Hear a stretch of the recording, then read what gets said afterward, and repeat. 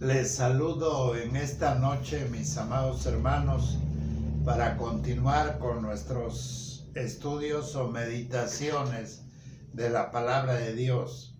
Y qué bueno que estamos abordando varios temas para ir reajustando nuestra propia vida, ya que tenemos un tiempo más amplio que cuando vamos a nuestros templos y ahí pues nada más 1 hora y media, en fin. Ahora tenemos mucho tiempo para meditar en la palabra de Dios.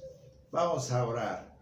Bendícenos en esta noche, Señor, y permite que la meditación de tu palabra traiga a nuestra vida alimento fuerte. Queremos, Dios, ir creciendo.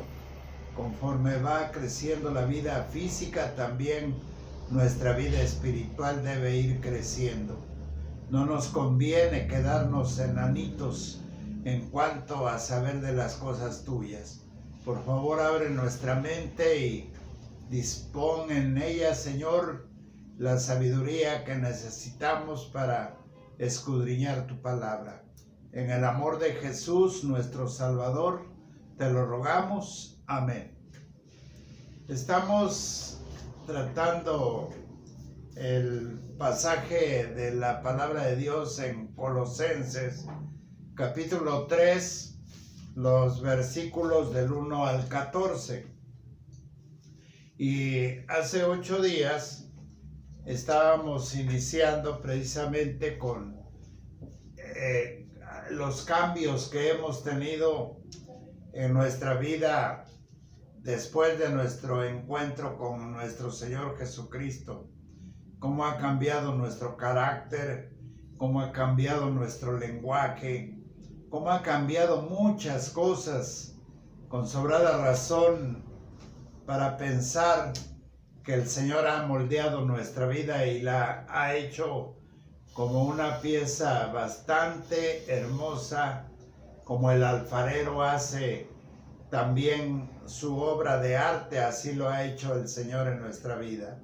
Ha hecho cambios positivos en nuestra vida personal. Y ahora estamos tratando de considerar que después de este encuentro con el Señor tuvimos un cambio muy diferente de la vida que ahora el Señor nos da con Él.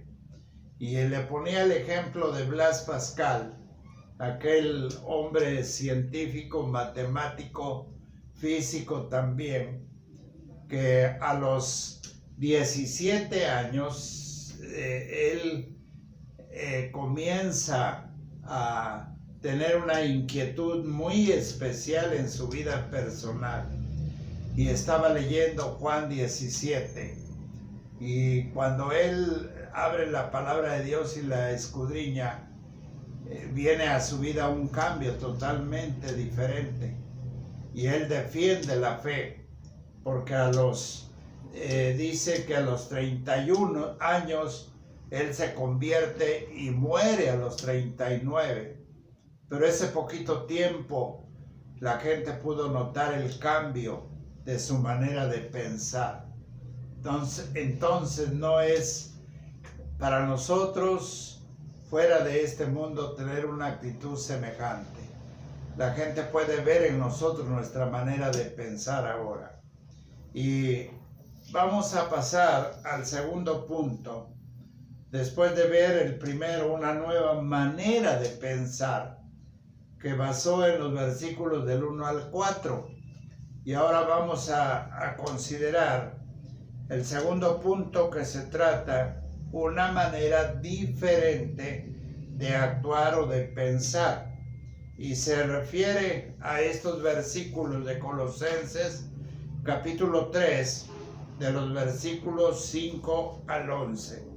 Dice así: haced morir pues lo terrenal en vosotros, fornicación, impureza, pasiones desordenadas, malos deseos y avaricia, que es idolatría, cosas por las cuales la ira de Dios viene sobre los hijos de desobediencia, en las cuales vosotros también anduvisteis en otro tiempo, cuando vivíais en ellas.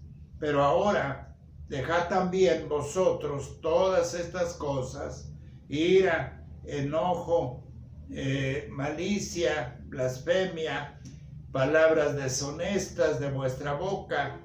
No mintáis los unos a los otros, habiendo despojado del viejo hombre con sus hechos, y revestidos del nuevo, el cual conforme a la imagen del que lo creó se va renovando hasta el conocimiento pleno, donde no hay griego, ni judío, ni circuncisión, ni incircuncisión, bárbaro, ni escita, siervo libre, sino que Cristo es el todo y en todos, dice la palabra del Señor. Pues la preeminencia de Cristo precisamente para la vida cristiana es importantísimo. Tiene que ver mucho en nuestra manera, muy notable, de este cambio que ha habido en nuestra vida. El apóstol Pablo enumera varios motivos de actitudes y acciones que precisamente no corresponden a la nueva vida en el Señor. Todo esto que hemos oído de ninguna manera corresponden a la vida del cristiano, porque ya su manera de pensar es completamente diferente. Sin embargo, podríamos decir que este mandato del apóstol Pablo, mis amados hermanos, es muy difícil de obedecer. Muy difícil. Definitivamente es muy alto el precio, el esfuerzo y todo lo que pueda realmente sentirse en nuestra vida personal. Pero tenemos que reconocer que la obediencia, precisamente en este punto, aún es muy difícil, tiene su dificultad tremenda de obediencia, pero aún así, el apóstol Pablo nos enseña que este aspecto de nuestra vida personal es vital en nuestra vida. Así es de que, ¿qué es lo que podemos hacer? Pues en primer lugar, tenemos, oigamos bien, al Espíritu Santo morando en nuestras vidas. Esa es la bendición grande que podemos vivir como hijos de Dios, el Espíritu Santo morando en mí. Y cuando Él mora en mí, entonces nosotros podemos darnos cuenta que Él tiene una misión especial en nuestra vida. Quisiera que viéramos ahí en nuestras Biblias, en la carta del apóstol Pablo a los Gálatas, y vamos a buscar en el capítulo 5 y vamos a leer el versículo 22 para que nos demos cuenta de la diferencia y de lo que ahora podemos decir nos encamina y nos conduce, nos fortalece y nos hace llevarnos el Espíritu Santo, precisamente en lo que ahora el apóstol Pablo nos está diciendo en este pasaje de Gálatas 5:22. Mas el fruto del Espíritu es amor, gozo, paz, paciencia, dice así la palabra del Señor, benignidad, bondad, fe, mansedumbre, templanza. Contra tales cosas, dice la Escritura, no hay ley.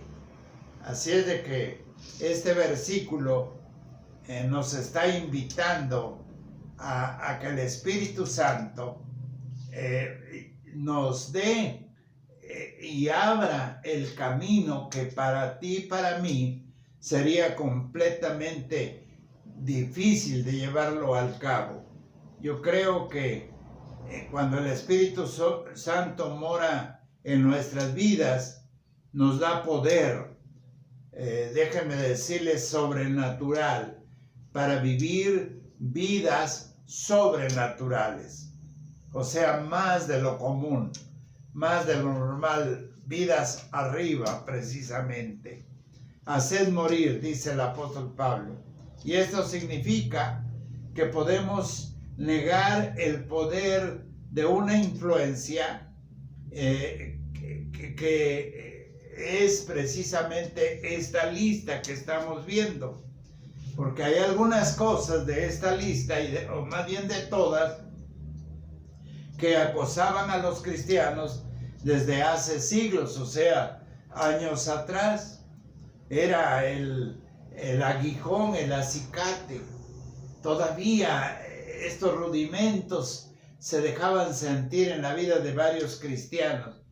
Pero lo más sorprendente es que no solamente a los de aquel tiempo, sino aún tenemos hoy en día estas situaciones que menciona el apóstol Pablo que están molestando nuestra vida. Es como una piedrita en el zapato que no nos deja caminar bien. Es algo que molesta, algo que nosotros mismos sentimos que no está bien.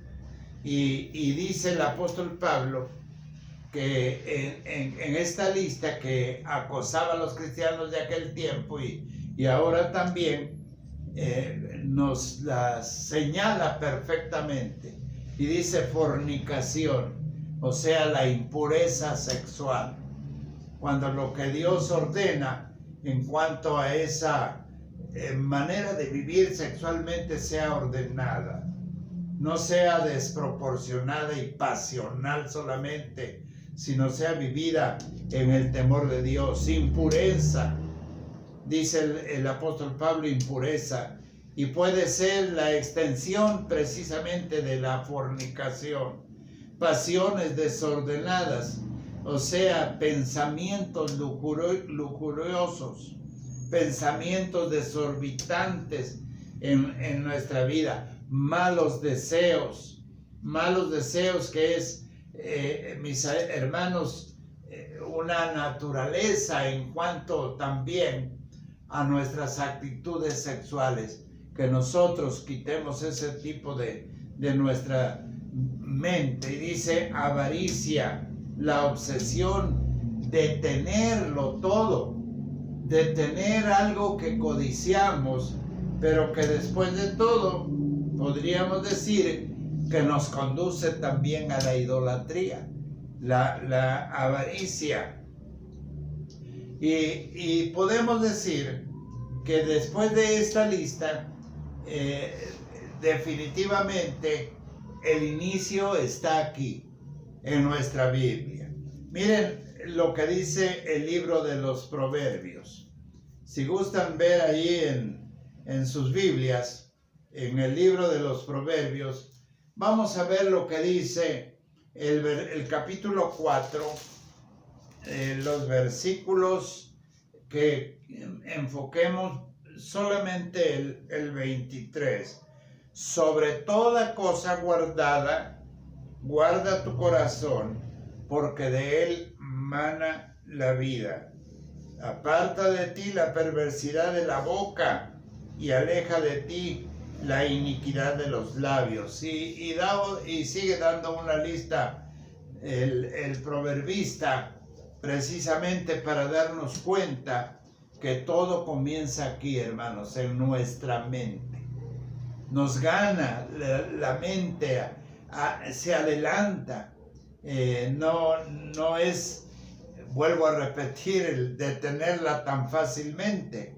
El apóstol Pablo a los romanos, ahí en sus Biblias, dice claramente en el capítulo que quisiera que vieran también, 7 y vamos a ver solamente unos versículos, no todo el capítulo, porque los versículos, pero el 7, capítulo 7 de Romanos dice el versículo 14, porque sabemos que la ley es espiritual, mas yo soy carnal, vendido al pecado, porque lo que hago, dice la Escritura, esto está aquí, no lo entiendo, pero no hago lo que quiero, sino lo que aborrezco, eso hago.